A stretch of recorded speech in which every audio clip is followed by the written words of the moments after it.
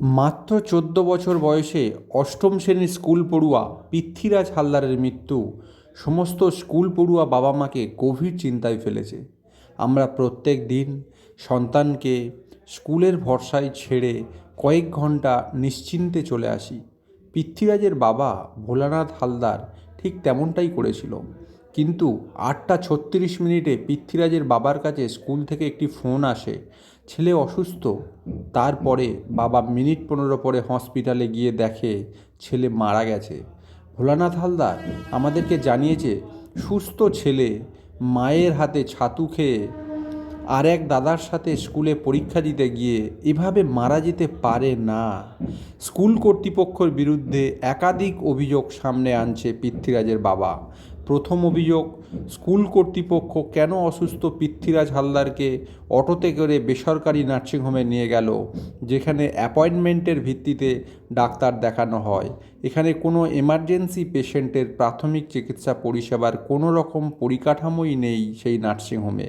দ্বিতীয় অভিযোগ, বছরে লক্ষাধিক টাকা খরচ করে বাবা মায়েরা স্কুলে পড়ায়, কেন স্কুল কর্তৃপক্ষ স্কুল টাইমে ডাক্তার বা অ্যাম্বুলেন্সের পরিষেবা রাখবে না, সেই প্রশ্নও রেখেছে।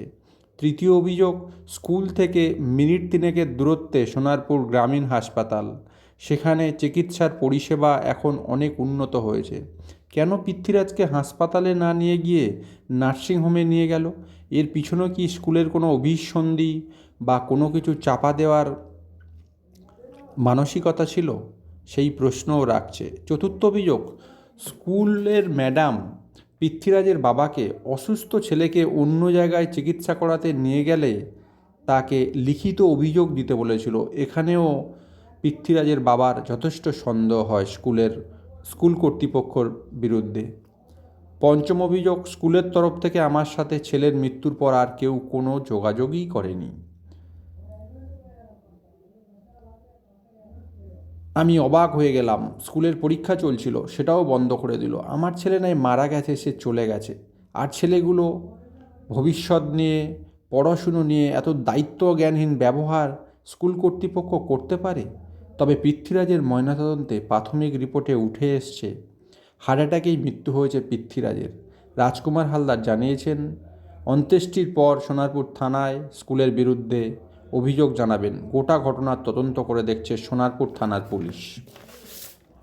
তবে এখন ছোট্ট বয়সে হার্ট অ্যাটাকের প্রবণতা দিন দিন বাড়ছে।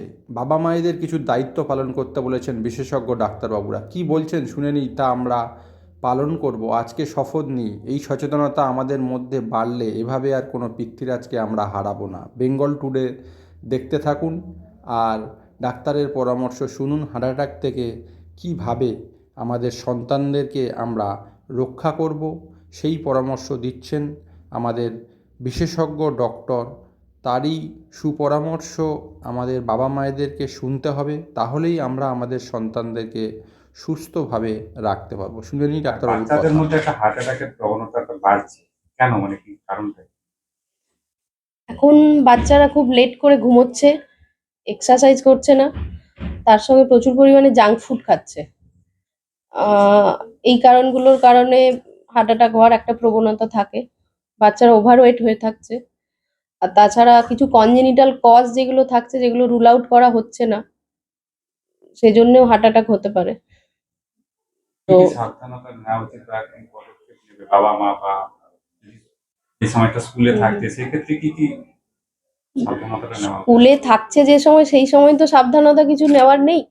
বাড়িতে থাকছে যখন, স্ক্রিন টাইম কমানো, সময় মতো ঘুমানো, আর সর্বোপরি প্রতিদিন যেন বাচ্চারা একটু খেলাধুলা করে।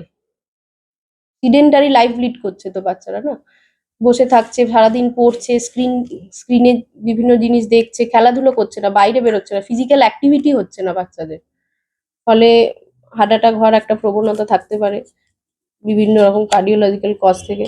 তাছাড়া অনেক কনজেনিটাল কজ যেগুলো জন্মের সময় রুল আউট হচ্ছে না, আগে যতটা অনেক কম ছিল, এখন অনেক বেশি স্ক্রিনিং হচ্ছে, কিন্তু তাও কিছু কিছু ক্ষেত্রে বাকি থেকে যাচ্ছে, ফলে স্ক্রিনিং হচ্ছে না। সেই কনজেনিটাল কজগুলোকে রুল আউট করতে হবে। আর জাঙ্ক ফুড খাওয়া, বেশি তেল মশলাযুক্ত খাবার খাওয়া, বাইরের খাবার খাওয়া, এগুলো বন্ধ করতে হবে। এগুলোই। আপনার নাম আর name? আমার নাম doctor Dipshikha Maiti, medical officer, Sonarpur rural hospital.